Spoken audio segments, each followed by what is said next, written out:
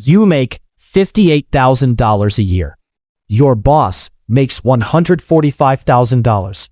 Your net worth is higher than his. Nobody knows that. Not him, not HR, not the guy in accounting who jokes about your parking spot being farther from the building than his. Here's how that happened. 3 years ago, you started an index fund. $340 a month. Automatic. Boring. You didn't tell anyone. There was nothing to tell. The balance was $340. Then $680. Then $2,400. You still didn't say anything. Why would you? Nobody asks the receptionist about her portfolio. Your boss, call him Greg, drives a leased BMW. Payment, $890 a month. He mentions the lease constantly. Somehow it always comes up. New tires, new wax job, new parking complaint about somebody's cart hitting his door. You drive a 2016 Corolla. Nobody mentions your car. That's the point. Year 1. Your contributions, $4,080. Market return that year, decent, not spectacular. Balance, $4,600. Greg's car has depreciated $9,000 in the same 12 months. He doesn't know that number. He doesn't want to know that number. Nobody who leases wants to do that math. Year 2. You get a raise. $58,000 becomes $61,000. You don't upgrade anything. Same apartment, same car, same lunch, turkey sandwich, same brand of chips, 5 days a week. Coworkers notice. Someone calls you frugal like it's a mild insult. You increase your contribution to $420 a month instead. Balance at the end of year 2, $11,200. Greg gets a bonus, $12,000. He puts a down payment on a boat. You know this because he brings a photo to the office. Everyone gathers around the photo. You look at the photo, you go back to your desk. Here's what nobody in that circle around the photo is thinking about.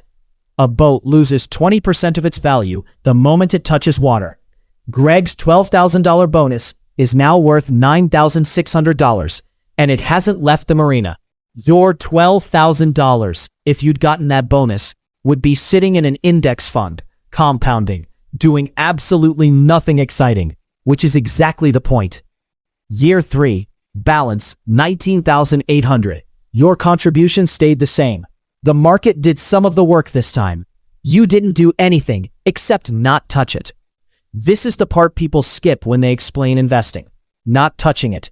Not researching a hot stock. Not panicking when it dips 8% in March and recovers by June. Just leaving it alone, the way you'd leave a plant alone if you actually wanted it to grow, instead of drowning it with attention. Greg gets a company car upgrade. New lease. $1,050 a month now. He tells you this in the break room, unprompted, like it's information you asked for. You nod. You say, nice. You mean it, sort of. It is nice. It's also $12,600 a year that will never ever come back to him in any form. Year 4. Something shifts. Not the market, you. You read one book on index funds, then another on tax-advantaged accounts. You open a Roth IRA. You max it. $6,500 that year on top of the taxable account. Total contributions across all accounts, $10,900 that year alone. Your salary is still under $65,000. People assume that math doesn't work. It works.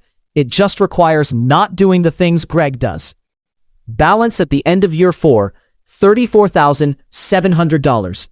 Greg's net worth, if you could see it, and you can't, nobody can, that's the whole design of this, is somewhere close to negative.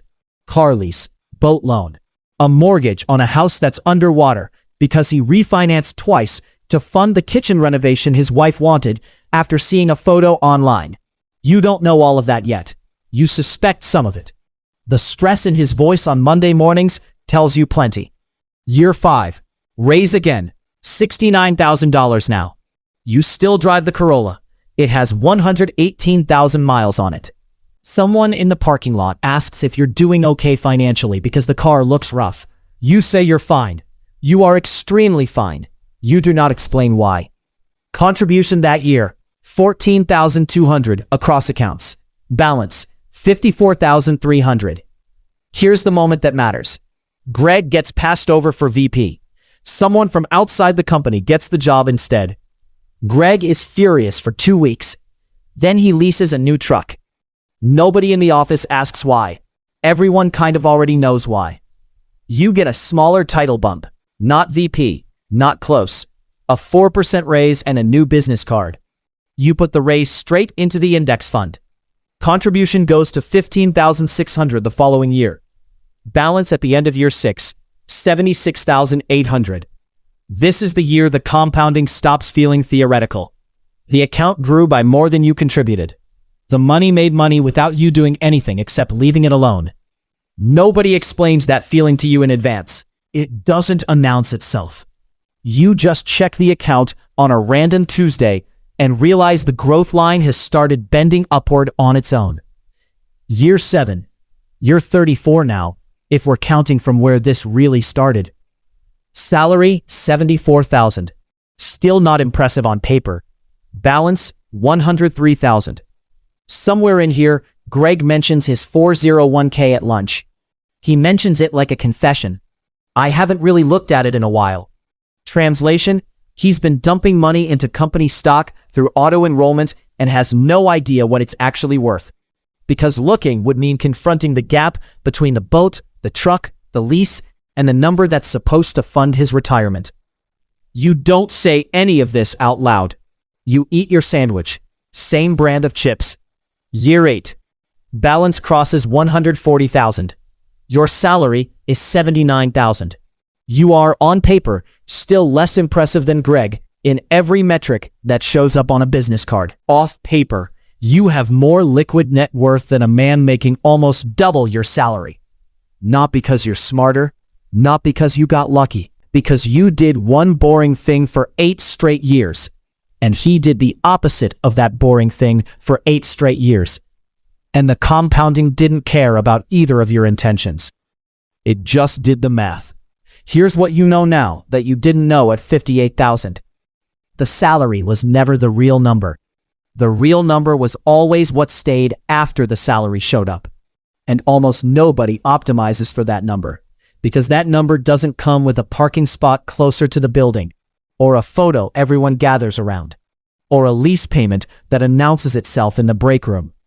Greg still doesn't know your number. He never will, unless you tell him. And you're not going to tell him. That's not spite. That's strategy. The moment he knows, the room changes. The moment the room changes, you stop being the person nobody's watching. And being unwatched, it turns out, was the whole advantage the entire time.